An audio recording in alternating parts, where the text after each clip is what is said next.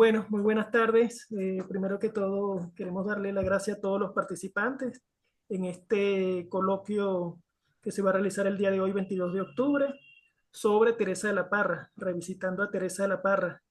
Gracias en nombre de la Fundación Cultural Bordes, acá en San Cristóbal, Táchira, y a la Maestría en Literatura Latinoamericana y del Caribe de la Universidad de los Andes, por esta iniciativa que ha desarrollado ya cerca de 3 años Marisol García como coordinadora de este seminario sobre escritora venezolana. Para el día de hoy queremos darle las gracias a los escritores e investigadores presentes, especialmente, bueno, comenzando por supuesto con la moderadora, la profesora Luz Marina Rivas, quien ha sido una invitada permanente y colaboradora de este seminario, y hoy con la participación del escritor y profesor universitario Miguel Gómez, de larga trayectoria en la narrativa venezolana, y por supuesto también contando con la participación de Michelle Rodríguez desde España, que nos acompaña en Roche este Rodríguez. ciclo, y la profesora Betina Pacheco. No quiero extenderme en aras del tiempo y le cedo la palabra y la conducción inicial a la profesora Marisol García. Buenas tardes, gracias a todos los que hoy nos visitan. Nuevamente el Seminario de Escritoras Venezolanas dedica la sesión correspondiente a octubre a nuestra querida Teresa de la Parra. Voy a ser muy breve en la presentación de su vida porque los invitados harán más énfasis en su obra y ya esta escritora la hemos trabajado en otras sesiones. Ahí les muestro en pantalla que en el 2023 tuvimos un encuentro sobre Teresa de la Parra y en el 2024, el año pasado, también nos volvimos a dedicar a ella. Ambos materiales audiovisuales están disponibles en el canal de YouTube de la Fundación Cultural Bordes. Como es nuestra costumbre, siempre mostramos el legado de las escritoras. En este caso, fíjense ustedes la cantidad de portadas correspondientes a las múltiples ediciones que se han hecho de las obras de esta escritora. El seminario va a tener el próximo mes, con el que ya cierra el año, un encuentro con la escritora venezolana Mireya Tabuas, y están como invitadas 3 promotoras de lectura venezolanas que van a conversar con ella sobre su obra y sobre el proceso de recepción que tienen sus libros en el público, sobre todo infantil. Voy a centrarme rápidamente entonces en el programa del coloquio, que como siempre les recuerdo que todas las sesiones, excepto que tengamos un problema técnico, están disponibles en el canal de la Fundación Cultural Bordes. La profesora Luz Marina Rivas nos acompaña como moderadora de esta actividad. Ella es docente investigadora del Instituto Caricuervo, es coordinadora de la maestría en literatura y cultura y ha hecho una gran contribución a los estudios de las escritoras venezolanas. Entre ellas, por supuesto, ha estudiado también a Teresa de la Parra. Hoy ella va a conversar, después de escuchar las 2 ponencias de los invitados que tenemos para hoy: Michelle Roche Rodríguez, Miguel Gómez. Betina Pacheco no puede conectarse y envió un video, pero entonces no lo podemos proyectar hoy, lo vamos a subir a nuestro grupo de WhatsApp, estén pendientes. Voy a comenzar entonces con la presentación de Michelle Roche, quien nos acompaña desde España. Ella es escritora, investigadora y profesora universitaria, doctora cum laude en estudios interdisciplinares de género por la Universidad Autónoma de Madrid y máster en Humanidades y Pensamiento Social por la Universidad de Nueva York.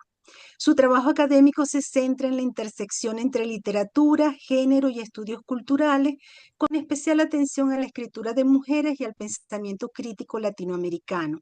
Es autora de Mala Sangre, Gente Decente, Madre Mía que estás en el mito y Álbum de Familia. Tiene una tesis doctoral sobre Teresa de la Parra y un artículo que publicó también sobre Teresa de la Parra, la revolución de Teresa de la Parra, escribir la abnegación mariana desde la celosía, y aquí les he compartido los datos de su tesis doctoral. El segundo invitado es Miguel Gómez, es ensayista, crítico literario, cuentista, novelista, docente, investigador literario. Estudió pregrado en la Universidad Central de Venezuela y la Universidad de Coimbra, en Portugal. Realizó un doctorado en la Universidad de Stony Brook de Nueva York. Ha sido profesor de posgrado en literatura hispánica y literatura comparada en la Universidad de Connecticut. Ha publicado los siguientes libros en narrativa, perdón, A Visión Memorable, La Cueva de Altamira, De Fantasmas y Destierros, Un Fantasma Portugués, Viviana y otras historias del cuerpo, Viudos, Sirenas y Libertinos, El Hijo y la Zorra, Julieta en su castillo, Retrato de un caballero, Llévame esta noche ante el jurado. Y ensayos y crítica literaria. Pozo de las palabras, poéticas del ensayo venezolano del siglo XX, los géneros literarios en Hispanoamérica, horas de crítica, la realidad y el valor estético, configuraciones del poder en el ensayo hispanoamericano y el desengaño de la modernidad, cultura y literatura venezolana en los albores del siglo XXI.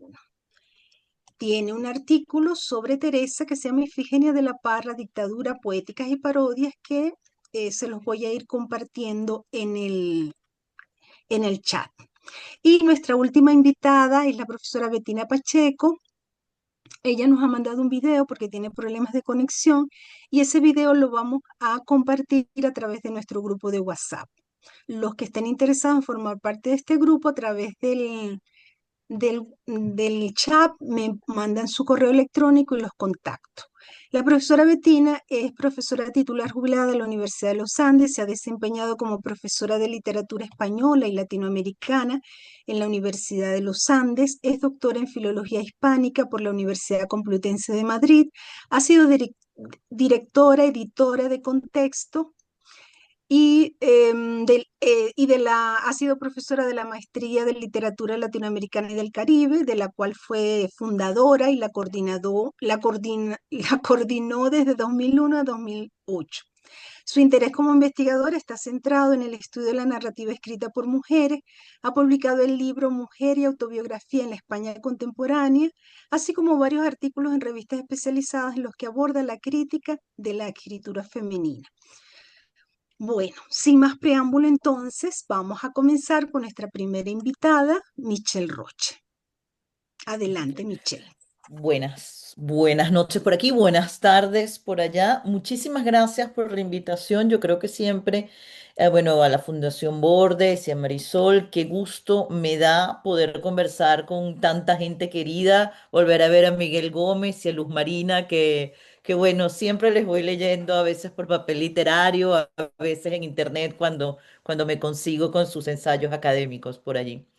Entonces, bueno, simplemente decir, yo voy a hacer, mi acercamiento a Teresa de la Parra ocurre de dos formas, ¿ok?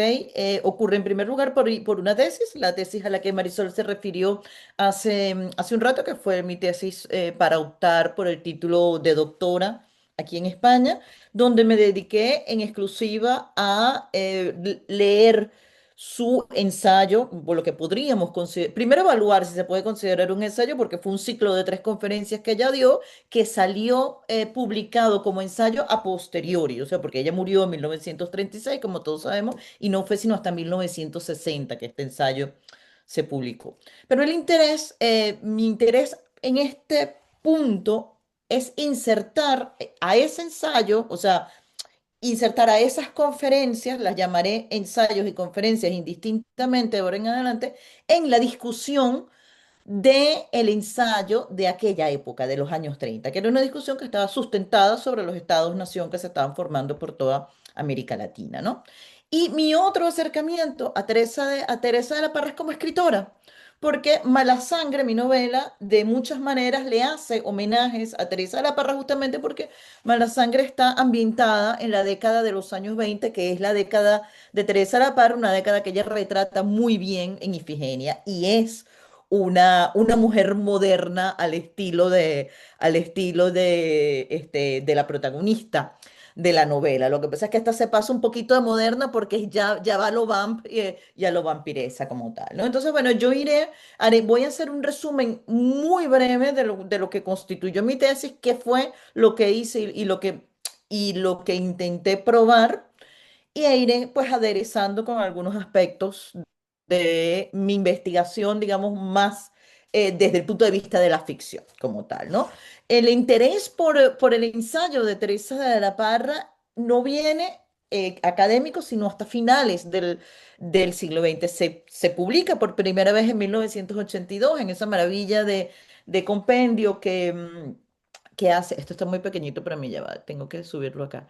Se publica por primera vez en 1960 con una edición y una introducción de Arturo Uslar Pietri, y luego la versión que todos y todas hemos leído es más bien la de 1982 de la Biblioteca Ayacucho, que es edición e introducción de Belia Bosch. Belia Bosch yo creo fue una de las grandes promotoras de la literatura de Teresa, de las mujeres en general y de Teresa de la Parra en particular, ¿no?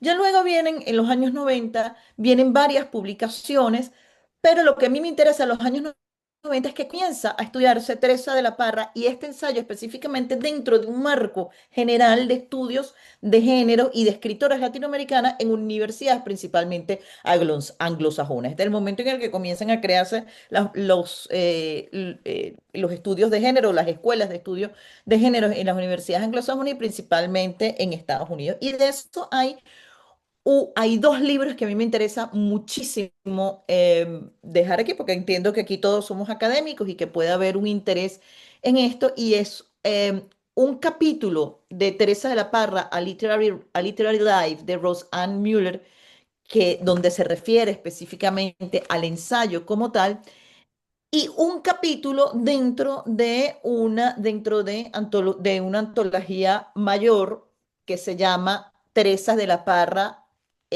American Womanly Soul, de Doris Sommer y Richard Rosa. Yo creo que estos son los dos grandes eh, muestras que se hacen en Estados Unidos de este ensayo de Teresa de la Parra. Y a partir de allí, ya yo comienzo a notar que los ensayos críticos sobre Teresa de la Parra comienza a proliferar, pero ya para el siglo XXI, ¿no? Tenemos ensayos de Gregory Zambrano, tenemos ensayos de Natalia Cisterna y tenemos ensayos de Luz Horne y de Valentina Salinas Corbacho. Lo que todos estos ensayos publicados entre 2001 y 2016 comparten es una visión, una noción de Teresa de la Parra a partir de este ensayo como una gran revolucionaria dentro del pensamiento crítico como tal, ¿no? Esto es verdad. Sin embargo, mi interés es ver de qué manera ella puede entrar dentro de la discusión mayor del canon literario de género, ¿ok? Ella se refiere dentro de este ensayo, ella se refiere dentro de este ensayo cómo funciona la acción femenina, ¿no? Y lo que en realidad se está refiriendo es al espíritu del pueblo. Ella establece allí de una manera, digamos, además ella tiene una prosa preciosa, ¿no? Pero ella utiliza la noción de alma americana un poco para hablar del espíritu del pueblo, que no es otra cosa que la identidad latinoamericana. Y esto está en el centro de la discusión, como veremos dentro de un minuto, ¿no? La estrategia es una estrategia doble, es una estrategia discursiva, ¿no? Donde ella habla del alma como era de entonces, el alma era de la mujer, el espíritu era de la mujer y el hombre era la acción y lo material y la política y lo que estaba en el espacio público, mientras la mujer estaba en lo privado, adentro del cuerpo como el alma. Ella lo que intenta es romper con la idea de que lo masculino es universal y lo femenino particular. Fíjate que es una sustitución que es muy tenue, pero yo creo que sí es posible insertarla dentro de este gran discurso, ¿no? Mi interés era situar el pensamiento de Teresa de la Parra en el contexto intelectual venezolano de su época a través de la discusión de algo que ella llegó a llamar el bobarismo hispanoamericano, que era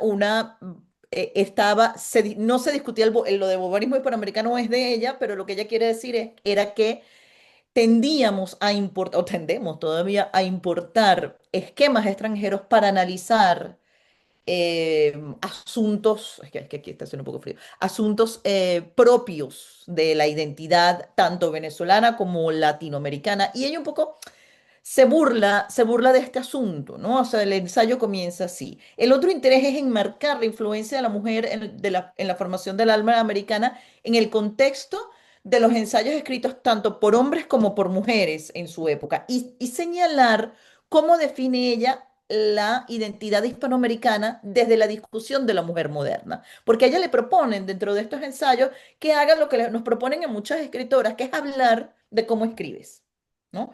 Y aquello que hubiera podido ser una cosa que no requería mucho trabajo, más bien anecdótica, ella aprovecha la oportunidad y hace un gran ensayo sobre la identidad latinoamericana y muestra la identidad latinoamericana a través de grandes personajes femeninos de la historia. Y entonces, como saben, lo divide en tres partes esta historia, digamos, la historia precolombina, o sea, la historia de la conquista, ¿m?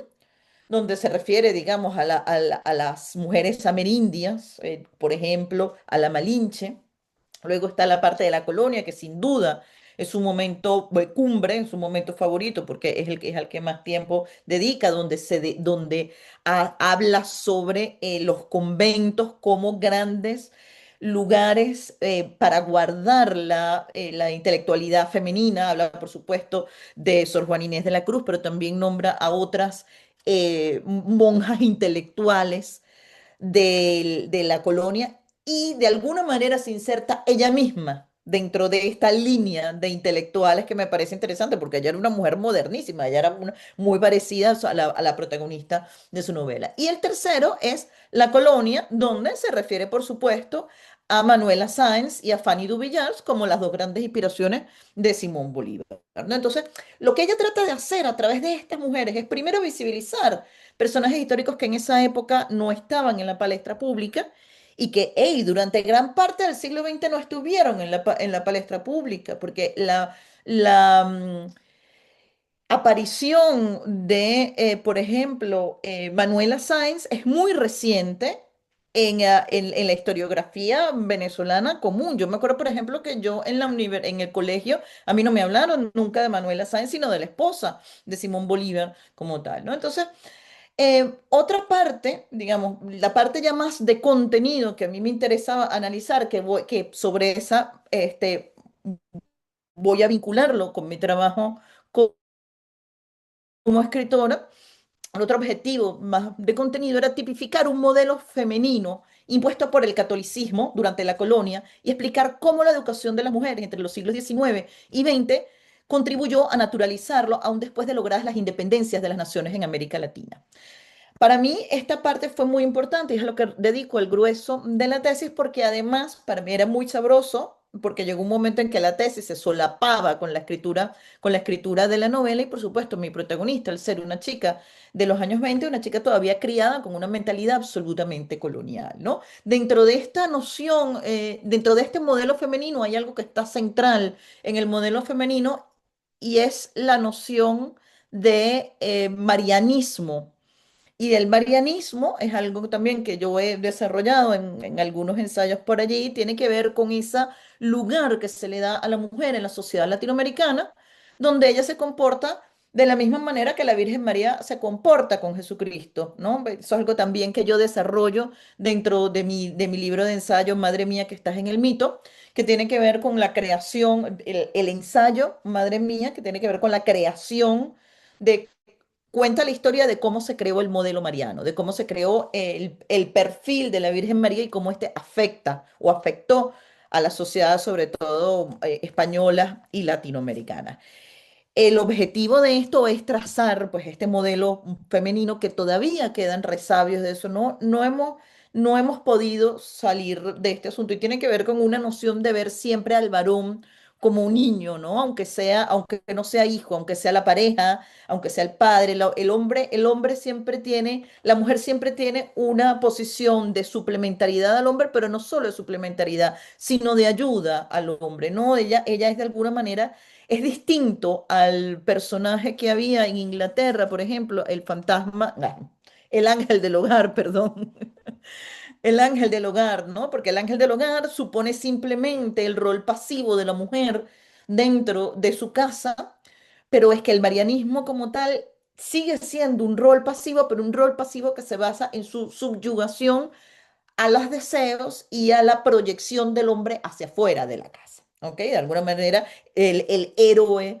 esa noción del héroe dentro del patriarcado. Luego, si quieren, podemos volver a esto cuando hablemos con Luz Marina, ¿no? Y bueno, finalmente lo que ya les venía contando, el otro objetivo dentro de la tesis era vincular el ensayo de Teresa de la Parra con el pensamiento de su época, sobre todo el pensamiento ensayístico, y entender de qué manera la palabra alma permite a De la Parra entrar en esa discusión, ¿no? Todo esto, por supuesto, lo hice con muchísima más profundidad allí. Y antes de... Ay, perdón, que me perdí. Eh, antes de pasar a la siguiente, ya a cerrar la discusión, lo que me gustaría es simplemente decir que ay, espérense, perdón, es que perdí las notas que tengo aquí, discúlpenme.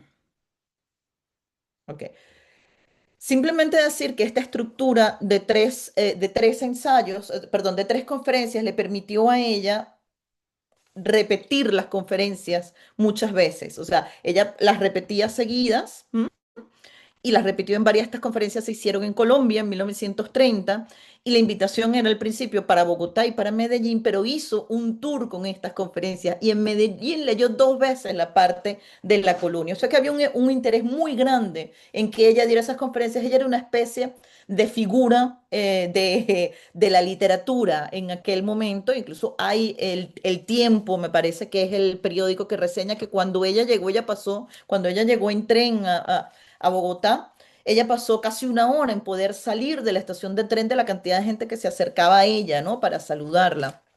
Y esto me parecía interesante porque nosotros nunca nos imaginamos a Teresa de la Parra como una persona tan popular, ¿no? Porque además la otra parte de la tesis es un poco desvincular a Teresa de la Parra con esa noción de idea libro que Arturo Uslar Pietri eternizó, perdón, de mujer libro, ¿no? De señorita que escribía, que eternizó el propio Arturo Uslar Pietri en 1961 justamente en el prólogo que le escribe a a estos ensayos, que es digamos, lo primero que tenemos publicado de ella.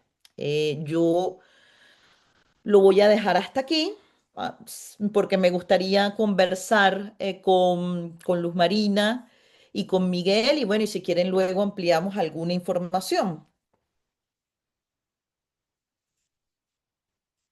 Gracias, Michelle. Vamos entonces a escuchar a Miguel.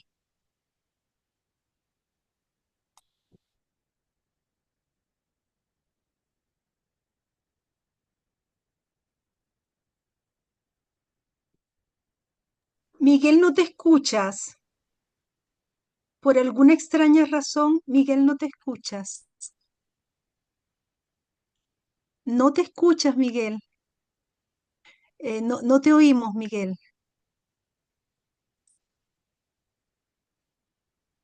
No se ¿Ah? escucha y no tiene el micrófono cerrado, es raro. Claro, tiene el micrófono activado, pero no se escucha. Tal vez lo que tiene que Quizás lo ver es tiene si en bajo. su computadora tiene dos micrófonos y elegir el otro. El volumen, que suba el volumen de la computadora. No te escuchamos, Miguel.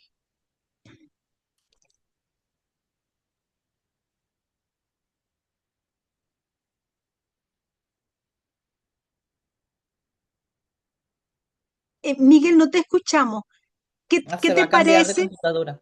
Ajá, te vas a cambiar de computadora. Miguel, ¿qué te parece? Tú se nos escuchas. Que mientras tanto le pedimos a Luz Marina que vaya conversando con Michelle, Ah, mientras tú resuelves este detalle técnico. Te damos bueno, unos... Ajá, chévere, me adelante, parece Luz muy Marina. bien. A mí me pareció súper interesante la tesis de Michelle. Entonces, digamos que aquí hay un elemento que me parece muy interesante, que es la idea del marianismo, porque más o menos lo que nos dice Michelle es que esas conferencias no eran tan feministas, Mm. o sea, tenían su lado, digamos, revolucionario en el sentido de que se estaba visibilizando a una serie de figuras históricas que no estaban en el radar de los historiadores, pero que por otra parte, de todas maneras, estas mujeres eran alma, musas, inspiradoras de las gestas de los héroes en general, y creo que eso pervivió mucho tiempo. Michelle, porque estoy recordando que en algunos textos de Lucila Palacios Sí. se hacía énfasis en la madre, se hacía mucho énfasis en el hecho de que las mujeres eran las que producían los hombres para la guerra, e incluso en textos de ella sobre la Segunda Guerra Mundial se queja de eso. Pero en todo caso se buscaba enaltecer la figura de la madre y lo tenemos también en los trabajos de Mirla Alcibiades, que nos muestra cómo para la construcción de lo que era la nación en el siglo XIX era importantísimo esto, moldear a las madres que eran las que iban a criar los hijos que iban a ser los de la nación. Creo que por ahí la de la Parra se agarra de eso, porque en cierta forma el mito de la madre forma parte de la nación también para los hombres. El Sí, ángel del hogar tenía que ser una buena madre. Entonces, eh, ¿de qué manera crees tú que esa figura de la madre ha pervivido en la cultura venezolana a partir de Teresa de la Parra y después? Estoy pensando un poco en las escritoras. Normalmente a Teresa de la Parra, como vamos a ver seguramente en la ponencia de Miguel, se la ha asociado a un canon masculino, pero si pensamos en un canon femenino, eso me parece que ha pervivido sí, horas. bueno, fíjate varias cositas sobre lo que dices, Luz Marina. Yo creo que nosotros, gran parte de la crítica, en el buen sentido de la crítica académica, a Teresa de la Parra de los 80 y los 90 en América Latina, pues mira, primero consistió en incluirla, ¿no? En el catálogo de mujeres que se estaban descubriendo, por decirlo de alguna manera, ¿no? De cuya obra se estaba descubriendo. Entonces, eso de alguna manera contribuyó a aislarla, ¿no? Y ese aislamiento, o sea, aislarla como, o sea, ¿sabes? A veces se dice, bueno, esta es la escritura, este es el canon y esto es lo que escriben las mujeres, como si nosotras no viviéramos en las mismas ciudades y no fuéramos a las mismas universidades y no leyéramos los mismos libros y no estuviéramos en el tiempo. Yo creo que un poco de la lectura que se ha hecho sobre Teresa de la Parra tiene que ver con eso, porque en la obsesión de verla como una mujer súper revolucionaria, la convirtieron en una cosa única en la literatura venezolana sobre todo y eso contribuyó a invisibilizar durante mucho tiempo al resto de las mujeres. Es decir, cada vez que te decían, bueno, vamos a hablar de las escritoras venezolanas, decían, no, Teresa de la Parra. Bueno, y Teresa de la Exacto. Parra era única porque era súper revolucionaria, escribió 2 libros y murió de esta forma, ¿sabes? Porque además tiene como esa historia que murió fuera de su país y que las últimas líneas que dice, denme un poquito de tierra de Venezuela para masticarla antes de morir. O sea, eso es lo último que pide Teresa de la Parra, ¿no? Que me parece como una visión. Eso me parece muy poético, es posible que nunca haya pasado, pero está en su biografía. Entonces, esta mujer única invisibilizó a casi el resto de las generaciones para reafirmar la idea esta del canon masculino de que, bueno, de que las mujeres son una excepcionalidad en la literatura Ujú, como tal, ¿no? Eso en cuanto a la lectura que se ha hecho de Teresa de la Parra, ciertamente ella era mucho menos revolucionaria de lo que muchos críticos les gustaría ver, pero ujú. tampoco es que no sabía que era, o sea, tampoco es que no sabía, era crítica, sí era crítica del canon masculino. Luego está la frase esta maravillosa de los hombres sentados en la mesa poniendo etiquetas sobre las cosas mientras las mujeres y el pueblo sembraban la cordial confusión. Esta frase está Ujú. Sí, en sí, ese en ensayo, memoria de ¿no? mamá, No, definitivamente. está en este ensayo, En este ensayo está, claro, claro. sí. Y ella, esto lo está diciendo ella para hablar un poco del alma y de la maravilla del amor, pero también lo que está es un poco poniendo el foco sobre el canon masculino, que es el canon sin una serie de etiquetas que se ponen sobre los textos escritos por hombres, sean ensayos, sean novelas, Claro. sean cuentos como tal, ¿no? Ahora, dentro de este mismo ensayo, ella dice que ella no es sufragista. Y Sí, en Teresa, en Ifigenia, ella se burla de las sufragistas, ella se burla de la porque punk. tenían zapatos muy feos. Exactamente, porque tenía zapatos muy feos, pero si tú lees el párrafo en el que ella se refiere a eso, un párrafo que está muy bien escrito, porque se nota en ese párrafo que ella conoce ¿Cuáles son los derechos que están pidiendo las sufragistas? Y no fue fácil para una mujer como Teresa de la Parra dedicarse a escribir. O sea, ella viene de una oligarquía rural, venida menos, Ujú. consigue una protectora, que es lo que han venido a decir, luego que eran amantes, no eran amantes, yo no estaba allí, yo eso no lo sé, no, ¿sabes? Pero ella es una mujer revolucionaria dentro de su familia, ¿no? Exacto. Como tal. O sea, y es la propia imagen de las mujeres sobre las que ella Ujú. escribe, tanto en el ensayo como en la novela. Entonces, es difícil establecer, digamos, qué tan revolucionaria era Teresa de la Parra. Yo creo que ella misma no se lo planteaba, ella no se planteaba ser revolucionaria. Y la pregunta es, No. ¿por qué le pedimos a esta escritora que sea revolucionaria? Ella lo ¿Por qué único la que quiere juzgamos con criterios de esta época? de esta Creo que época, ¿no? esto es parte del problema. Entonces, Exactamente. Y entonces, con respecto a lo de la maternidad, ahí yo no puedo señalarte precisamente ahora libros de generaciones posteriores, porque no me atrevo a ujú, decirlo, porque no los he trabajado tan profundamente como la obra de Teresa de la Parra, pero sí que puedo decirte que la figura de la esposa era fundamental dentro de la literatura de los años 60 porque esto lo refieren las crónicas de ay, Dios mío, ya me voy a acordar, perdón, se me fue. Ella hablaba de una literatura de las esposas, refiriéndose a la literatura de los 60 y 70, que eran también mujeres que venían de tipo palacios, tipo que venían, digamos, de una situación pudiente, que los maridos tenían un estatus dentro de la milieu cultural venezolana. ¿Me, me oyen? sí, sí, Dentro de la perfecto. milieu cultural venezolana, y ellas publicaban y hacían saraos en su casa. Que no ahora me voy a acordar, voy a buscar la referencia aquí que la tengo en la computadora y la voy a poner por internet o se las voy a narrar. Entonces, sí, o sea, la figura de la esposa, de la madre es central y a mí no me parece, es central, pero no es central solamente para Teresa de la Parra, es para una cantidad de mujeres. Fíjate que no es casual que las generaciones que están escribiendo en los últimos 15 20 años el tema importante sea la maternidad, sea sacar a la maternidad de ese pedestal ideal en donde la cultura patriarcal lo ha puesto, ¿no? En toda Esto Latinoamérica. es una reacción incluso súper violenta con las escritoras que nos antecedieron, porque al mismo tiempo que las estamos rescatando, estamos dialogando con ellas. Y estamos viendo lo que había detrás de esas descripciones de la maternidad idílica como tal. Ujú, perfecto, gracias. Bueno, Marisol, tienes el micrófono cerrado. Gracias. Creo que Miguel se reconectó. Intentemos escuchar a Miguel.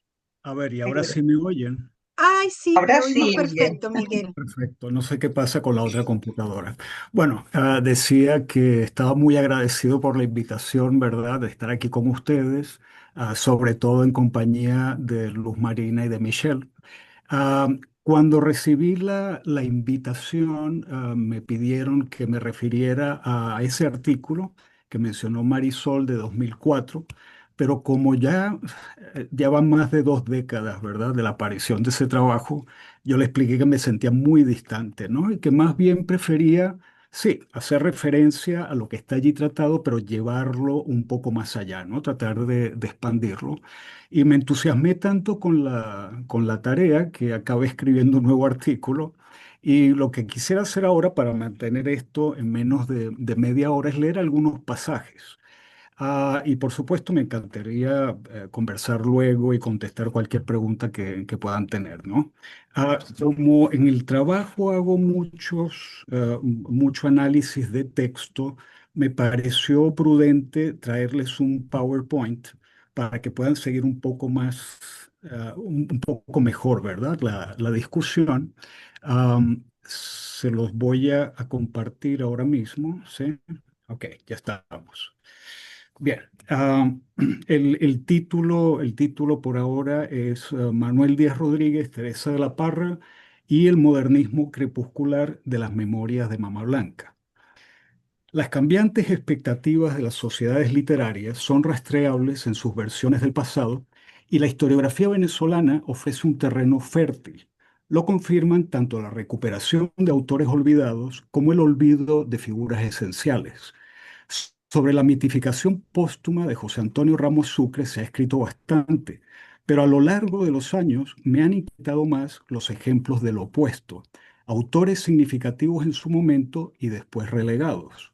El caso más desconcertante a mi ver es el del modernista Manuel Díaz Rodríguez.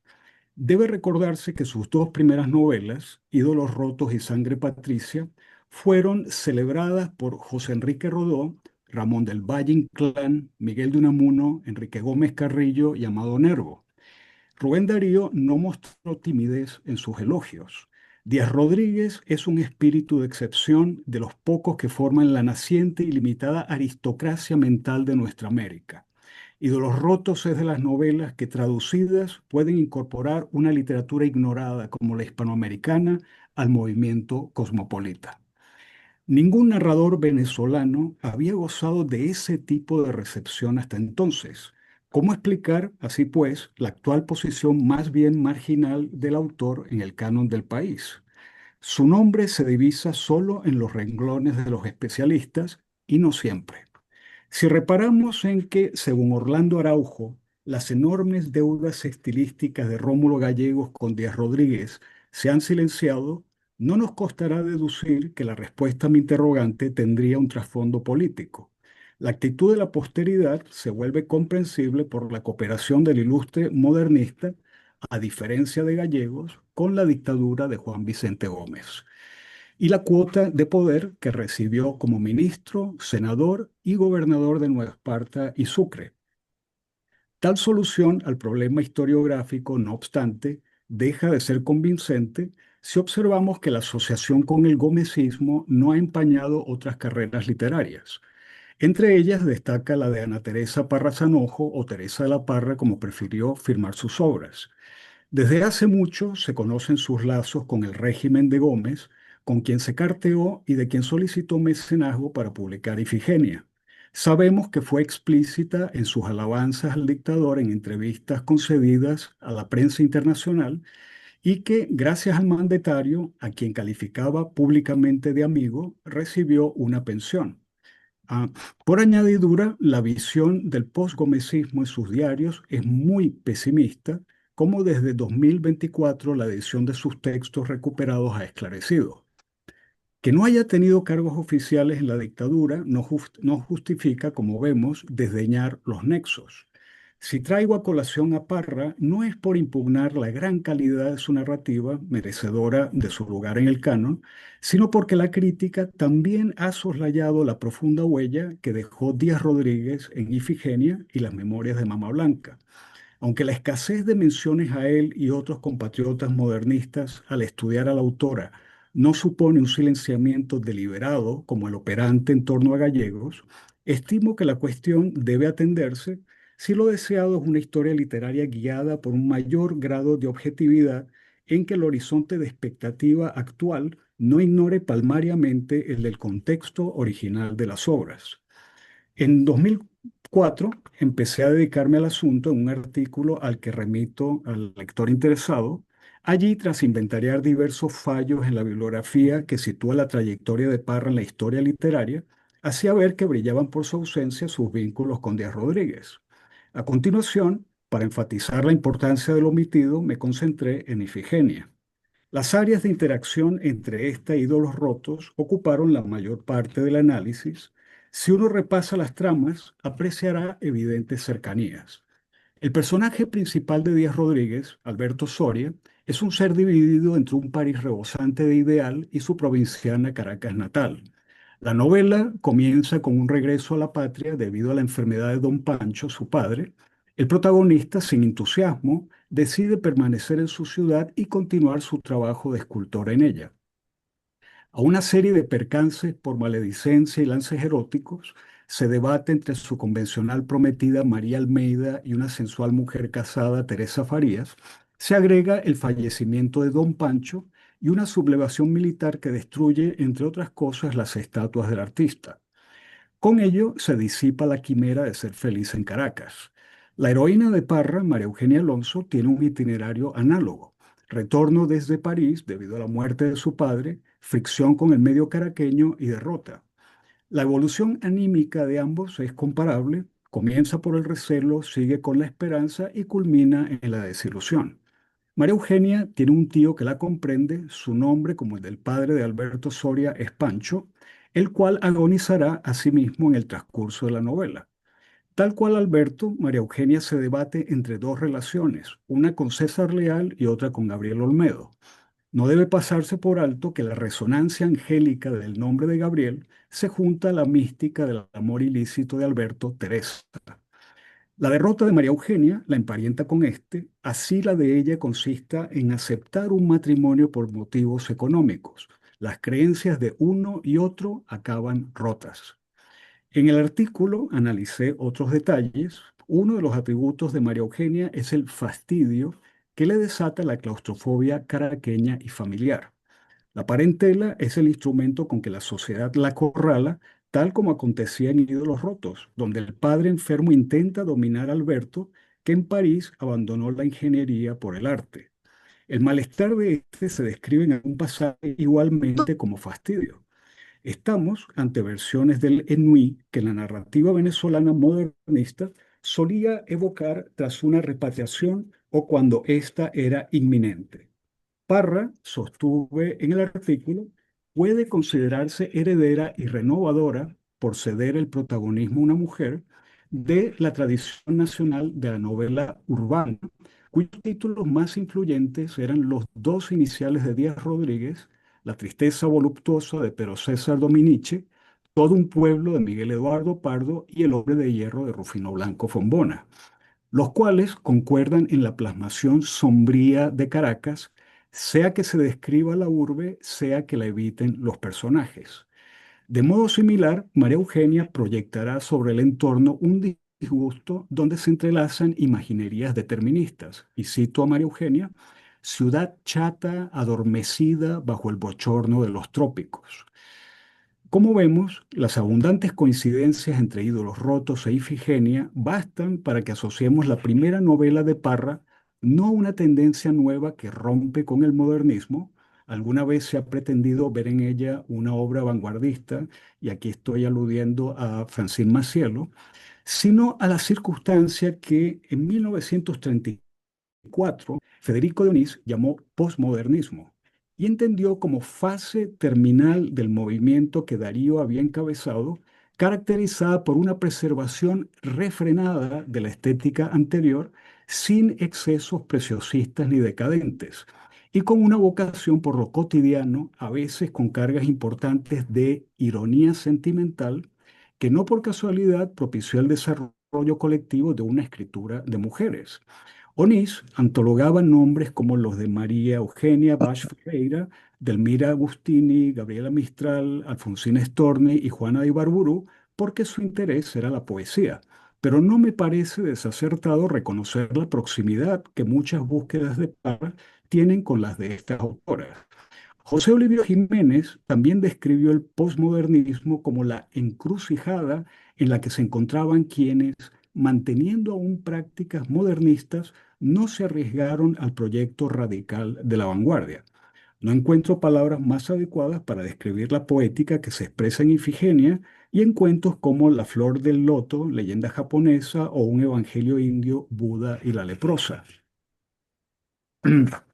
Con importantes excepciones, como la de Nelson Osorio, quien había situado a Parra en un modernismo crepuscular, comillas, cuando en el artículo de 2004 señalé la necesidad de ahondar en el tema, estaba optando por una posición no común, pero creo que hoy más críticos la comparten.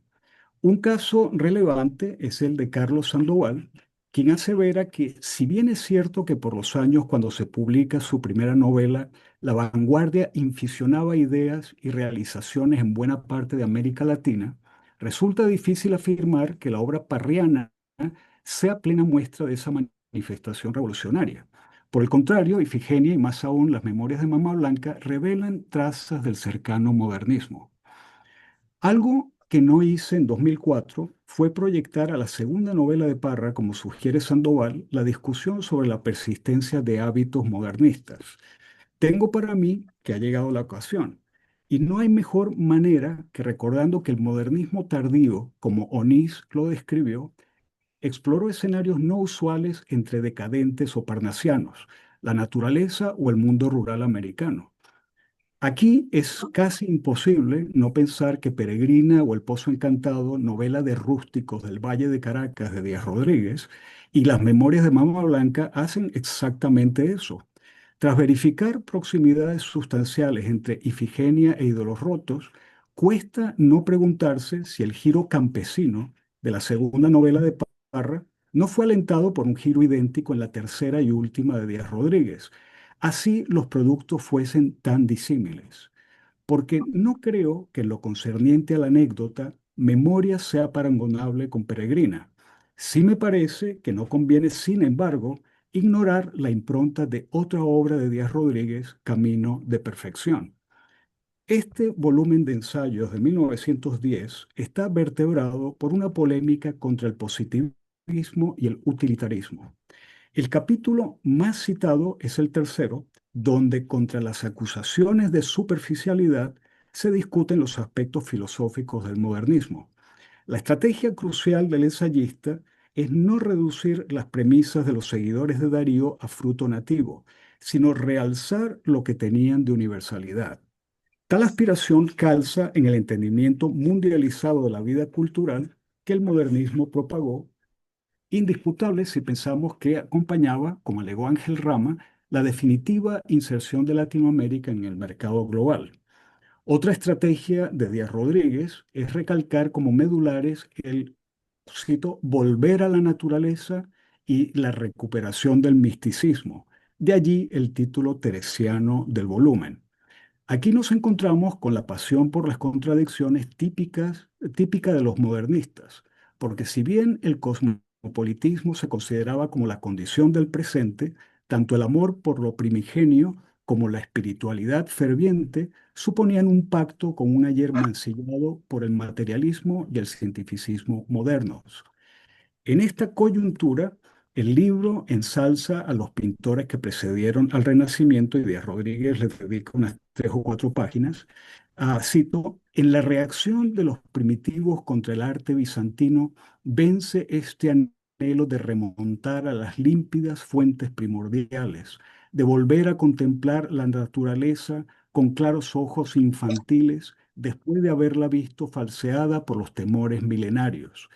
Ya en el Renacimiento empieza a perderse en pro de la forma el candoroso elemento espiritual que a modo de interno lirio de luz florece en las creaciones de los primitivos y de los grandes artistas del Quattrocento, ¿no? Apenas abordamos las Memorias de Mama Blanca, novela en que se recrea el espíritu de la infancia, ni más ni menos que en un entorno bucólico, encontraremos en la dedicatoria las siguientes palabras que se atienen casi a pie juntillas a los llamados de Díaz Rodríguez. A ti, que al igual que Mama Blanca, reinaste dulcemente en una hacienda de caña, donde al impulso de tu mano llamaba a los peones la campana para la misa del domingo, subía en espirales de oración a la hora del ángelus sobre el canto de los grillos y el parpadeo de los cocuyos, el humo santo de la molienda en el torreón, y te dibujas allá entre la niebla de mis primeros recuerdos, lejana y piadosa, apacentando cabeza sobre un fondo de campo, como la imagen de la donadora en el retablo de algún primitivo. Hemos de detenernos, por otra parte, en el idealismo de Camino de Perfección, que tanto resuena en Memorias de Mama Blanca. La postura se lucida desde la advertencia preliminar de Díaz Rodríguez.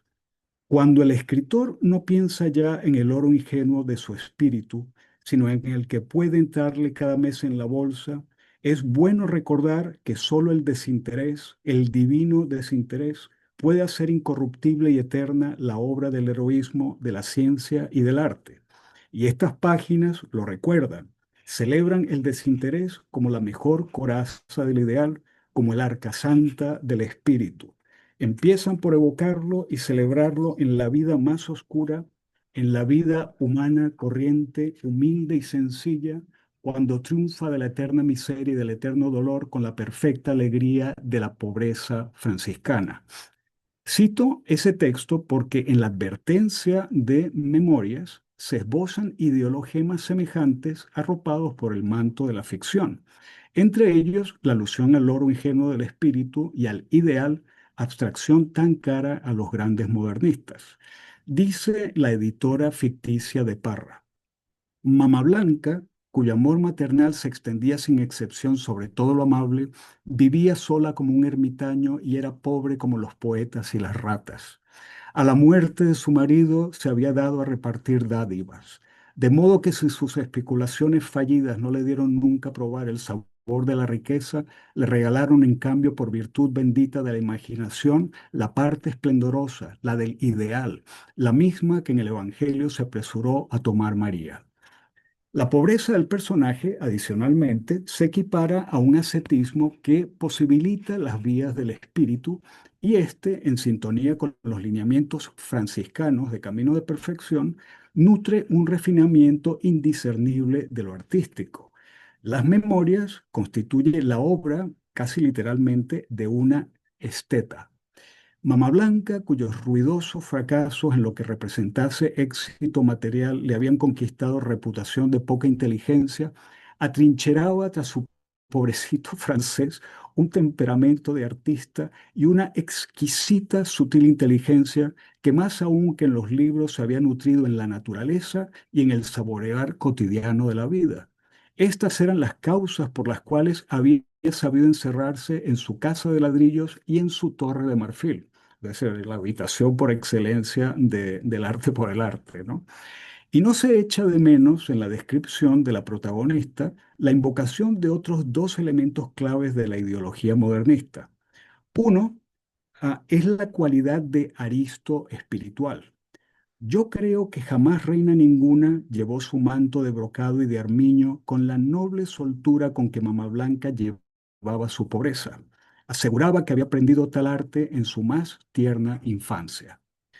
Si Camino de Perfección meditaba acerca del centro más noble del sentido estético, cito, su discurso se remontaba a otros modernistas como José Enrique Rodó, cuyo Ariel exaltó la aristocrática idea del reposo en el mundo clásico, o el aristocrático idealismo de Renan, y como el Rubén Darío de los Raros, donde se elogiaba la elevación aristocrática del ideal y la gloria en la comunidad de los aristos. El otro componente de la doctrina modernista, destacable en el perfil de Mama Blanca, es la aversión a lo vulgar. Su abnegación maternal no había logrado anular en ella su sagrado horror por todo aquello que significase vulgaridad. Me refiero especialmente a la vulgaridad del alma. Más adelante, la editora ficticia completa el planteamiento. Tú hubieras gobernado en las notas musicales y en otros muchos reinos que no son de este mundo, Mama Blanca, porque tú tenías genio. Nadie lo sospechó nunca. Y fue sin duda esa ignorancia de la opinión ajena la que purificó tu alma del más leve soplo de vulgaridad, como un nuevo bautismo de belleza y de gracia. No cuesta demasiado homologar lo anterior con el desprecio de Camino de Perfección por la vulgarísima línea recta de Don Perfecto, que es un figurón con el cual Díaz Rodríguez estaba satirizando a los académicos y a los positivistas, o con la denuncia hecha por Rodó de espíritu de vulgaridad en quienes carecen de instinto poético y se entregan a igualitarismos allanadores. Las palabras con que Darío prologó la segunda edición de Los Raros, es decir, la de 1905, son más tajantes. Restan en mí la misma pasión de arte, el mismo reconocimiento de las jerarquías intelectuales, el mismo desdén de lo vulgar y la misma religión de belleza.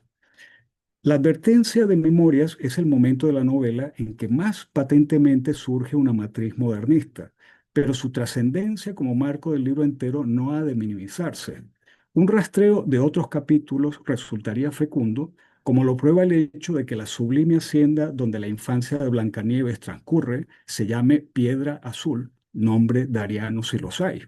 o que episodios como los siguientes sean tan congruentes con Camino de Perfección o Ariel, mientras describen la pugna entre la delicadeza de la protagonista y el pragmatismo de su hermana Violeta, así como de Evelyn, la institutriz. Esta, se nos dice, destruía multitud de jardines, castillos y princesas ideales. Las doradas puertas de la vida interior, para sus ojos avisores, estaban cerradas a piedra y lodo. Sus brazos vandálicos y vencedores no abrazaron jamás los amables fantasmas que nos contagian de ensueño, de duda y de neurastenia. Esto es un vocabulario absolutamente modernista. Violeta, cuya alma positivista coincidía en todo con la de Evelyn, era un tiempo su discípula y su enemiga. En el cuento que improvisé en honor suyo, se está refiriendo ahora a la hermana, sí, a Violeta, había de todo: hadas, varitas mágicas, animales parlantes, Adán y Eva, el diluvio universal. Después de oírme un rato, el espíritu utilitario de Violeta, que se orientaba al instante de un modo admirable hacia todo lo práctico o positivo, no pudo aguantar más. Cabe observar que la capacidad de Blancanieves de habitar en ámbitos feéricos o cortesanos delata un parentesco con el Darío del velo de la reina Mab, Sonatina o el reino interior. Que esto acontezca en un paraje agrícola nacional no interfiere con su sensibilidad modernista, porque ha de recordarse lo sostenido por Luis Barrera Linares acerca del movimiento tal como se desarrolló en Venezuela, en intimidad con un criollismo que críticos menos cuidadosos han intentado autonomizar. Barrera Linares, con razón, considera escritores como Díaz Rodríguez, Blanco Fombona o Manuel Urbaneja Chelpol como, cito, integrantes de un movimiento histórico denominado modernismo-criollismo, ya que el canon modernista para nada es ajeno a una temática que tiene su eje en lo nacional. Fin de cita. Peregrina no se apartaba demasiado de ese modernismo compatible con los escenarios campestres, y me atrevo a decir lo mismo de Memorias. Debo puntualizar, para cerrar estas reflexiones, que me ha parecido indispensable subrayar estas afinidades por motivos más allá del deseo de precisión historiográfica. La crítica en torno a Parra se debate entre quienes la consideran una escritora de metas moderadamente progresistas en lo que atañe a su feminismo, y uso el adverbio moderadamente por el adjetivo que ella también usó, ¿verdad?, en sus conferencias, y quienes la describen, por el contrario, como conservadora, entre otras cosas por su clasismo de raíces coloniales, su raciología y sus tratos amistosos con el gomecismo. Ana María Caula sugirió en 2017 con todo una lectura conciliatoria. En cuanto a su visión de la dinámica existente entre los diversos grupos sociales, es clara su visión aristocrática y reaccionaria, pero nos confunde su propia identificación y la forma en que idealiza ciertos sujetos marginados. Su discurso, a pesar de ser reaccionario, es producido de alguna forma desde la perspectiva de sujetos otros, de identidades marginadas, que ella resalta también a través de la crítica al discurso de la historia oficial de la nación versus la existencia de historias otras no contadas. Compartiendo esa posición, agregaría que es necesario admitir que no estamos surgidos de someter ninguna obra a una lectura perfectamente totalizadora, por la sencilla razón de que lidiamos siempre con la inevitable heterogeneidad de la palabra en el tiempo y en contextos sociales sujetos a dialécticas fuera del dominio consciente del individuo o la comunidad. Raymond Williams nos advertía que la historia cultural no puede esquivar la confluencia de tres factores en cada período: lo dominante, lo emergente y lo residual. Al formar parte de una realidad social, no ha de extrañarnos, por lo tanto, que un texto literario exhiba a la vez aspectos progresistas y aspectos conservadores. Una novela, un cuento, un poema son correlatos de la cultura. Mientras la generan, acaban modelados por ella. Lo que ocurre en la cultura ocurre en la escritura. Así que en los múltiples niveles de sentido de esta, no debe descartarse que lo contestatario se junte a lo cómplice. La supervivencia hasta las postrimerías de los años 20 de tantas prácticas modernistas en la narrativa de Parra, cuando ya la vanguardia se había impuesto en el campo literario, podría significar para algunos cierto grado de reaccionarismo artístico que fortalecería las numerosas sospechas de un reaccionarismo social. Aunque atendible, no suscribo esa conclusión tan reductiva de la riqueza del legado de la autora. Otra manera de observar la cuestión por la que me inclino sería describir Ifigenia y Memorias como fascinantes retratos de la paradoja que constituye la Venezuela gomecista, un país que, como pocos en Latinoamérica, se modernizaba con una industria petrolera a la que iba a deber su integración definitiva en el capitalismo internacional, pero teniendo tal apuesta por el futuro como agente intermediario, un régimen nacido de la sociabilidad arcaizante, semifeudal y caudillista de la cultura agraria. Una de las causas menos obvias, para mí, una de las fundamentales de la condición de clásicos que la tradición nacional ha otorgado a las novelas parrianas, consiste en su relación especular con el mundo contradictorio que las concibió. Muchas gracias. ¿Sí? Sí. Gracias, Miguel. Escuchamos entonces a la profesora Luz Marina.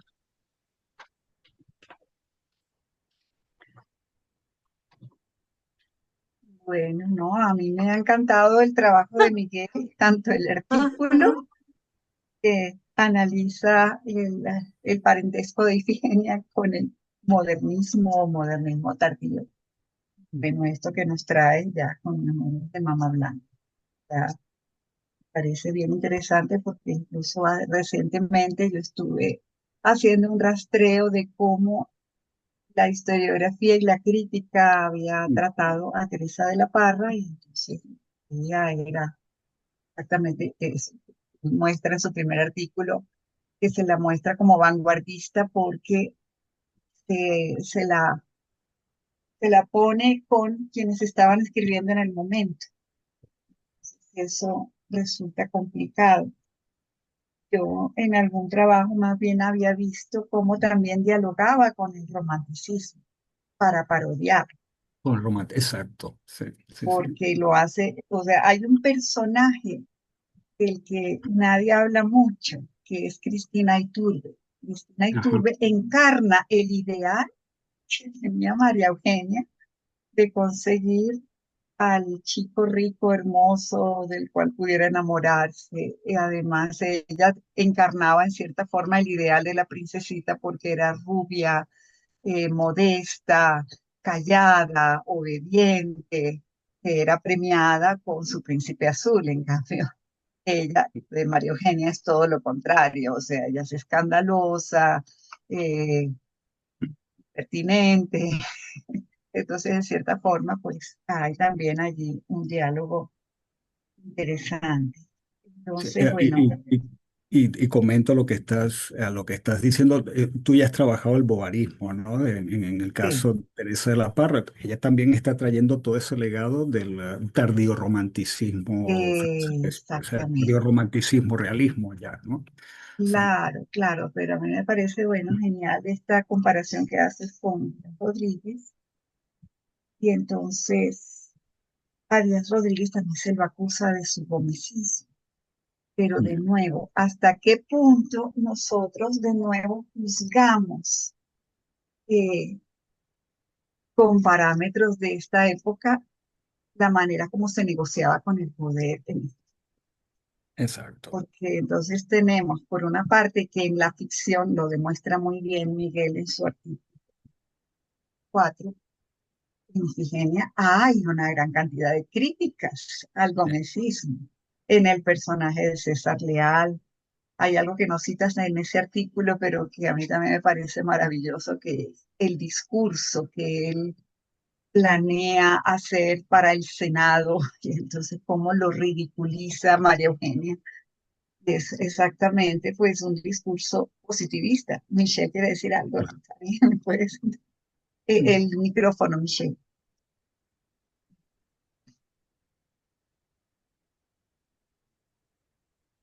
Tienes que activar el micrófono, Perdón. Michelle. Ah, El No, tío Pancho es, o sea, sus discursos son una parodia de lo que era el positivismo en la época. Estoy tratando de eso. buscar porque claro, yo tengo claro. uno donde él se, pero él es una burla cada vez que él habla, que se refiere a la política. Es una burla a la política de la época, pues, o sea, la dictadura de Juan Vicente Gómez, y de todas maneras, yo no estoy tan segura porque no había un tejido editorial en Venezuela que permitiera que que los escritores publicaran, o sea, todo lo daba Papá Gómez. Entonces, no me parece Claro, tan extraño que una persona que no, sabes, que le pidiera ¿sabes? ayuda como lo No le haría. parecía malo, pero tampoco muy Es, bueno.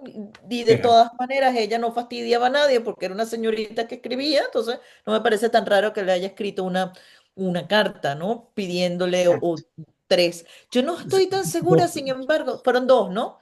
Fueron dos, pero yo no dos, estoy tan segura, sin embargo, si ella llegó a cobrar esa pensión, porque ella sí sí, que le escribió una carta una de las veces pidiéndole que se la dieran, pero no me acuerdo si ella llegó a cobrarla.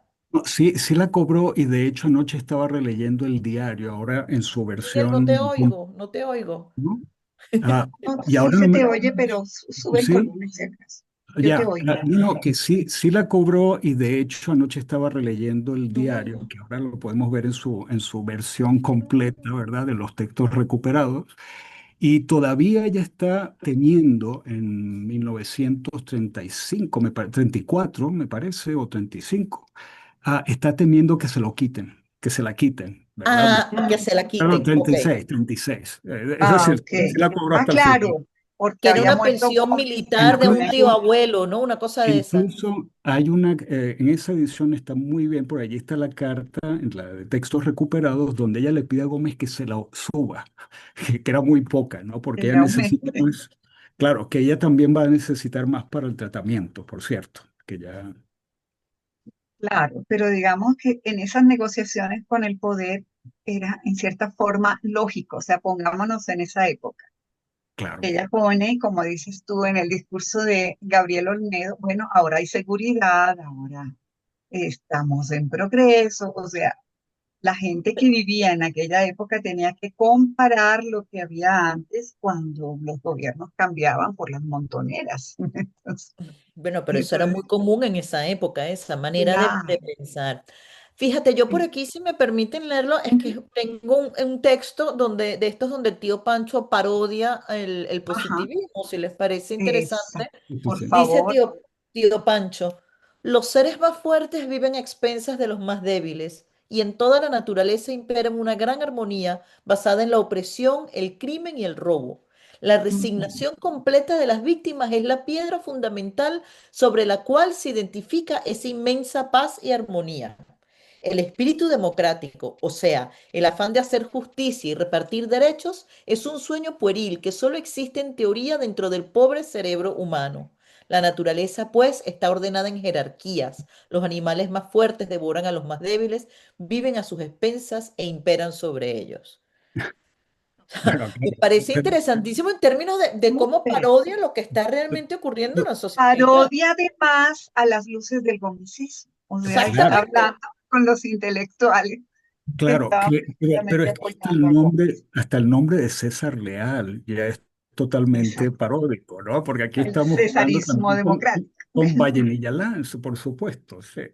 Sí, sí, eso lo dices en tu artículo y yo creo que Ya, es brillante verlo. Entonces, lo que hace la ficción por una parte no tiene mucho que ver con lo que ella hace por lo otro.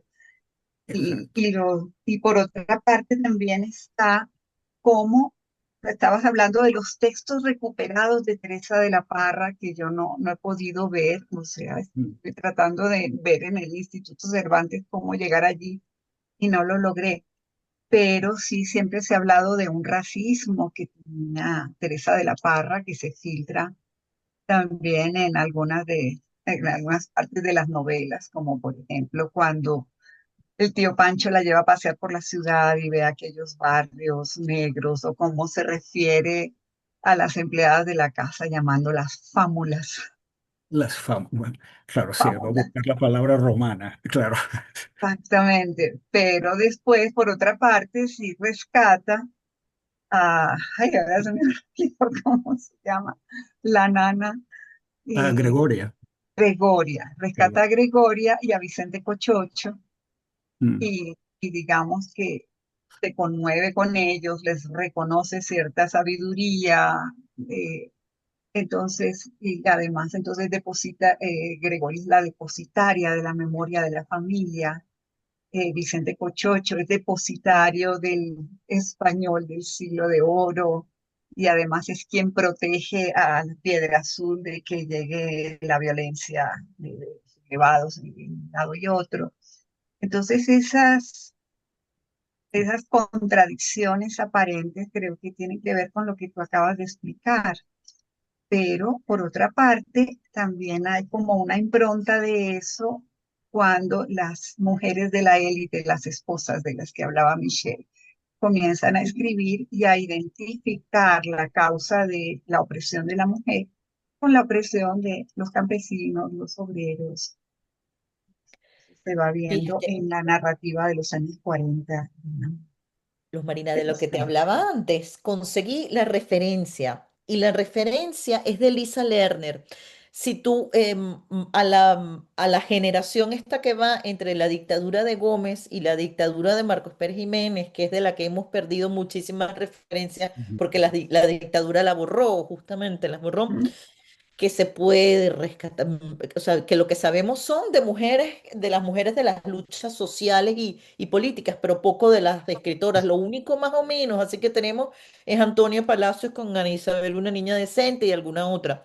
Pero lo que te quería contar era que Elisa Lerner las llama en un artículo de los años 70 las novelistas conyugales porque eran novelistas que hablaban de la maternidad y del esposo y de la casa como tal, Más ¿no? que todo de los años 50, porque en los años 40 uno sí ve unas mujeres que estaban buscando el voto femenino, que publicaban el correo cívico femenino, que tenían una actividad periodística y filantrópica muy interesante. Entonces ahí tienes a Ada Pérez Guevara, tienes a Irma de Sola, tienes a Lucila Palacios, Exactamente.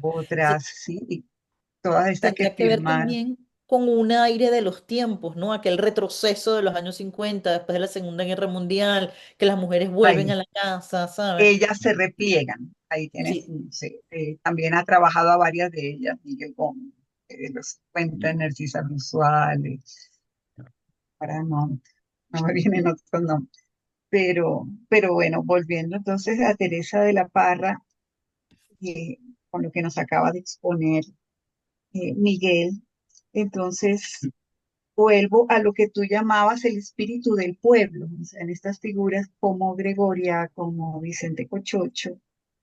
Entonces, y de pronto pues a estas mujeres indígenas que rescata también en los ensayos de los que nos ha hablado Michelle, bueno, eh, ese espíritu del pueblo que se opone entonces a estas autoridades positivistas, intelectuales.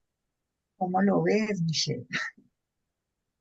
bueno, ella lo que hace allí es el subalterno, pues, o sea, es equiparar a dos tipos de subalterno, el subalterno pueblo, o sea, el Vicente Cochocho con la mujer, ¿no? Y a los dos los equiparan y esta noción de alma, lo que viene a decirle un poco es que los garantes de la identidad latinoamericana en general o americana, como decía ella, porque yo no usaba la palabra latinoamericana, Sí, y era más bien lo oculto, ¿no? Eso que venía por debajo, que era el hacer femenino, ella lo dice así, el hacer del pueblo como tal. claro. O sea, feminiza incluso a Vicente Cochucho. Está del Feminiza a lado Vicente Cochocho, del sí, y universo femenino. feminiza en un tipo de acción difusa, pero que se mantiene en el tiempo. Y esa acción difusa que se mantiene en el tiempo es lo que ella contrapone al patriarcado, o a lo que nosotros llamamos patriarcado, que ella no lo llamaba así, Claro. ella lo llamaba la agencia de los hombres, pues la acción de los Ujú. masculina. Exacto, sí, sí. Era- Pero, pero bueno, por otra parte, pues en este diálogo de que está viendo Miguel de Teresa de la Parra con Díaz Rodríguez. O sea, ya entonces como que tenemos que reconfigurar un poco el canon, ¿no? Está esa línea que tiene que ver, por supuesto, con los autores masculinos, pero también entonces hay otra línea que tendría que ver con las escritoras, que tal vez falta trabajar un poco más. Entonces, Dios mío, ya yo recuerdo haber leído a una escritora, ya se llama, que creo que era Lucila B. No era Lucila B. Era ¿verdad? ya, ya. O sea, había también escritoras del momento que tenían que ver con el modernismo, de las cuales se sabe bastante poco. Entonces, teníamos Ofelia Cubillán y Lucila Palacios Vegas, a Sí, la la que Palacio. incluso prologa eh, César Dominici. Entonces, se trata también como de un modernismo más tradicional, pero a mí lo que me llama la atención es que Miguel está viendo un modernismo que parodia. Sea, Claro, quería como que hablaras un poco más de ese mira, modernismo tardío que está parodiando claro, al modernismo. a mí lo que me fascina de Teresa de la Parra y que coincide hasta cierto punto con ese momento final del Ujú, modernismo son, digamos, este sistema de contradicción constante. ¿Sí? Es un ujú, ser y no ser al mismo tiempo. Es decir, yo ya sé que se me pasó mi día, ya Rubén Darío no está aquí entre nosotros. Sé que estoy arrastrando un legado, pero al mismo tiempo estoy usando esa carga para manifestarme en una época que ya no parece tener nada que ver con el legado, ujú, ¿no? Yo creo que toda ese grupo final que Onís mencionaba, por eso, si uno lee a Gabriela Mistral, si uno lee a Aba Ferreira y otras escritoras de la época están jugando con un legado. La misma Gabriela Mistral en Tala tiene una nota muy ujú, larga acerca de Rubén Darío y qué hacemos con Rubén Darío, ¿no? Justo delante de los dos himnos, ¿cómo los llamaba? Sí, dos himnos se llamaban, ¿no? Uno ujú, al sol del trópico y otro a la cordillera de los Andes. Bueno, nuestro Rubén debió haber estado menos tiempo en los Madriles y los Parises y venirse aquí. Es cierto que escribió a Roosevelt, ¿verdad? Pero todavía tenemos esto en la cantera. Es decir, ella está tratando de hacer algo nuevo, pero al mismo tiempo no puede evitar dialogar con el legado de Rubén Darío, ¿no? Y yo ujú. creo que la situación de Teresa de la Parra es la misma, ¿no? Ella está con un gran legado encima y sobre todo en Venezuela, es que hemos perdido de vista la importancia de Díaz Rodríguez en ese momento. O sea, Díaz Claro, Rodríguez debió, sí, lo hemos perdido de vista, por eso estoy tratando de insistir un poco en el tema, porque ella no estaba viendo la literatura como la estamos viendo nosotros. Nosotros ahora la vemos a ella como súper central, pero en esa época esa figura súper central era precisamente Díaz era Rodríguez. Díaz Rodríguez. Claro, que entra Exacto. en la academia como te lo pone. Exacto, y el diálogo era inevitable. Entonces, ¿cómo voy yo a crear, y aquí viene la ansiedad, la influencia de Bloom, cómo voy yo a crear a partir de este peso que tengo encima? Y Ujú, siempre es aceptar y atacar, ¿no? Yo creo que es evidente todos los rastros que hay intertextuales, ¿verdad? De la escritura de Díaz Rodríguez en la de y tú Parra. lo pruebas de manera brillante. O sea, Claro, pero aquí lo interesante es cómo estoy diciendo cosas totalmente distintas ya, que no las estaba diciendo él. O sea, ya con el hecho de llevar la voz narrativa a una ujú, mujer, a una protagonista mujer, ya estoy cambiando totalmente el foco. Y aunque el lenguaje sea modernista o esté usando tópicos, ¿verdad? En lugares comunes ujú, modernistas, van a significar otra cosa. Van a significar otra cosa, ¿no? total, total. Sí. Pero entonces lo que tenemos es una escritora que parodia de todo. Sí, exacto. Y yo creo que hasta sí misma a veces, ¿no? Uno no. Sí, se burla de La, sí. dis- exacto, la distancia, uno tiende a asociar a María Eugenia con la autora, pero si uno nota bien, hay momentos en que se está ridiculizando un poco también ciertas actitudes de María Eugenia, ¿no? Ciertas Total, o sea, el truzor frivolidades. rosado, o sea, a mí siempre me impresionó eso. O sea, Exacto. por devolverse a buscar el truzor rosado, Claro, la pero vida incluso, se cancela. a- aunque se nota menos en Mama Blanca, pero en la advertencia también cuando se compara a Mama Blanca con los poetas y las ratas, también uno encuentra esa Exacto, súbita distancia, ¿no? Esa súbita distancia sí, humorística, ¿no? exacto. O sea, hay un humor fino a lo largo de toda la obra. Y entonces también es un poco eso, como hay actitudes ridículas en María Eugenia. Claro, Es, en cierta forma, pues eso la saca, digamos, de esa alma sublime que, que parece estar cultivando. Entonces, bueno, o sea, se burla de ella muchas veces. claro.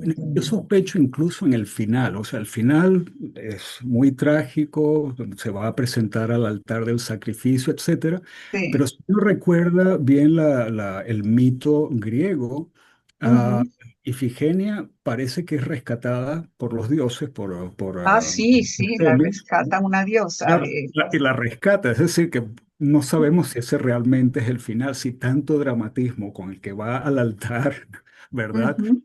Sí, sí es para tanto, ¿no? Yo creo que el sentido del humor de Teresa Laparra estaba ya distanciándose de La- la tragedia, Bueno, ¿no? también, sí, también uno recuerda que en alguna de las cartas ella nos dice que Caracas era una ciudad relativamente moderna, Mm, donde la gente jugaba golf, iba al cine, pero que le interesa focalizarse en esa casa vieja, colonial, etcétera. Entonces eso me hace recordar como una charla de Mirla Alcibíades de que decía, era tan necesario el sacrificio, o sea, no podía ponerse a trabajar, dar clase. Al exacto. cabo hablaba varios idiomas, había tenido una educación bastante, o sea, llevar eso al sacrificio pues, también tiene algo de paródico, ¿no? Exacto. Y curiosamente es algo que no he comentado en ninguno de los artículos. Esa visión irónica de sus personajes, sobre todo María Eugenia, a mí me parece que es muy similar a la que tuvo Díaz Rodríguez y poca gente se ha dado cuenta de eso, ¿no? Porque cuando uno repasa la crítica acerca de ídolos rotos, todo el mundo se Ujú. toma muy en serio esa frase final, finis patriae, ¿no? Se acabó la patria, ¿verdad? Ujú. Ah, pero si uno lee con atención la novela, uno se va a dar cuenta, por ejemplo, de que una de las estatuas que hace el protagonista, Soria, las de un sátiro, se dice que el sátiro se está riendo de él, o se está riendo Ajá. de él y del grupo de sus amigos. Y si uno lee después ensayos que escribe Díaz Rodríguez donde se defiende de todos los ataques que recibió porque supuestamente estaba hablando muy mal de su país, muy mal de su ciudad, etcétera, Díaz Rodríguez dice, sí, pero por Dios, no confundan el personaje de ficción con el autor. Ajá. Son Ok. cosas distintas. Y que por supuesto yo no creo en nada de lo que cree ese hombre. Y más bien ese hombre es ridículo, nos dice Díaz Ok. Rodríguez en sus ensayos. Es decir, esa modernidad, esa manera moderna de ver el hecho literario es algo que creo que Teresa Laparra hasta cierto punto empezó a absorber de estas lecturas de Díaz Rodríguez, ¿no? Aunque Ujú. nadie le quiera dar algún tipo de crédito a Díaz Rodríguez, ¿no? Por el pecado que cometió de ser gomecista, pues, De ser gomesista. después de escribir esas novelas. ¿No? Claro, ¿no? Qué interesante. Bueno, no sé si en el espacio que nos queda alguien quiere hacer preguntas del público, comentarios. Pueden abrir su micrófono y preguntar tanto a los invitados como a Luz Marina, que también es una estudiosa de la escritora. No, pero bueno, antes de que digan, bueno, yo felicito los dos trabajos, por supuesto. O sea, vemos como Teresa de la Parra todavía nos da lugar a múltiples reflexiones, más allá de que sea esa escritura femenina delicada y grácil que decían los primeros críticos. Un libro mujer. Libro mujer. Libro Mujer. Michelle, no sé si quieres hacer un comentario para cerrar, ya que no hay intervenciones de quienes nos acompañan. Bueno, no, simplemente decir que yo creo que las lecturas de Teresa de la Parra no se han agotado. O sea, yo creo que con cada generación que viene hay cosas nuevas que se van a ir haciendo. Evidentemente, digamos, mi generación es esta de la reacción contra el énfasis en la maternidad y en la domesticidad de otros, de tiempos anteriores, pero yo creo que justamente alguna de las cosas que en algún momento tendremos que tratar es esta visión a lo que se está refiriendo Miguel, pues, o sea, las deudas de Teresa de la Parra con, cuáles son las influencias de Teresa de la Parra, las deudas que ella tiene con otros escritores venezolanos, pero también con escritores europeos. Ella era una mujer que Claro, leía en inglés y en francés, ¿eh? O sea, que no, eso claro. no hay que dejarlo de lejos como todos los escritores y escritoras de su época en Claro. Venezuela, ¿eh? Porque era, vuelvo a repetir, era un entorno editorial y literario pequeño, en realidad. Claro, Sí, claro, sí, bien, que originalmente siempre se empezaba por los europeos, es decir, todo el mundo empezó a hablar de la influencia de Proust en Teresa de la Parra bastante temprano, pero faltaba hablar de sus mismos compatriotas, pues creo. claro. Exactamente.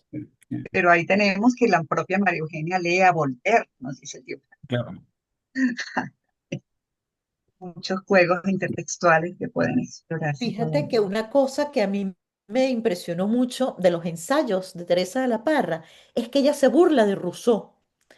Y ella se burla de Rousseau, de que Rousseau le puso a las hijas maíz y le puso nombres de vegetales a las hijas y dijo que había dejado medio analfabeto a Simón Bolívar y que pues, qué bueno que Simón Bolívar había estudiado alguna vez con Bello y todo eso lo hace en el contexto del ensayo, cuando justamente cuando va a hablar de Fanny Duvillars, la prima de Simón Bolívar, que es la que lo recibe y ella dice que le da como el barnicito de cultura para que pueda estar en las cortes europeas, ¿no? bueno, es que Teresa era volteriana, tenía que reírse de Rousseau, ¿no? Claro. Claro, a tal cual. Aquí nos dice NASA y Colette también. A mí me sorprendió mucho las Ah, similitudes. también, Algo que hay que sí, cómo explorar. no. Uno. Claro, es que es eso. También todavía faltan los diálogos con la literatura europea de la época. Bueno, Son Bueno, una- muchísimas gracias. Ha sido un encuentro muy rico en torno a Teresa de la Parra, que sigue siendo su obra inagotable. Hay mucho todavía por decir de su obra. Les agradezco a Michelle, a Miguel, a Luz Marina por haber hecho posible este conversatorio y a todos los que entraron a esta sesión. Esperemos volvernos a reencontrar en las sesiones que quedan pendientes para el resto del año. Muchísimas gracias y feliz tarde. bueno, Muchas Muchísimas gracias, muchas gracias. gracias a Marisol. ustedes por la invitación. Espero que se Vale. sigan haciendo muchas cosas así. Saludos, un Claro que placer sí. verles Esperemos, esta noche, esperemos. esta tarde. Ujú. Bueno, gracias Camilo, Marisol y por supuesto gracias Michelle y Miguel, que me Muchas gracias a encantó todos. encontrarlos en el ciberespacio. Bueno, hasta luego. Bueno, hasta luego. Chao. Hasta luego. Chao. Chao, hasta luego. Muchas gracias. Camilo ya puede cerrar.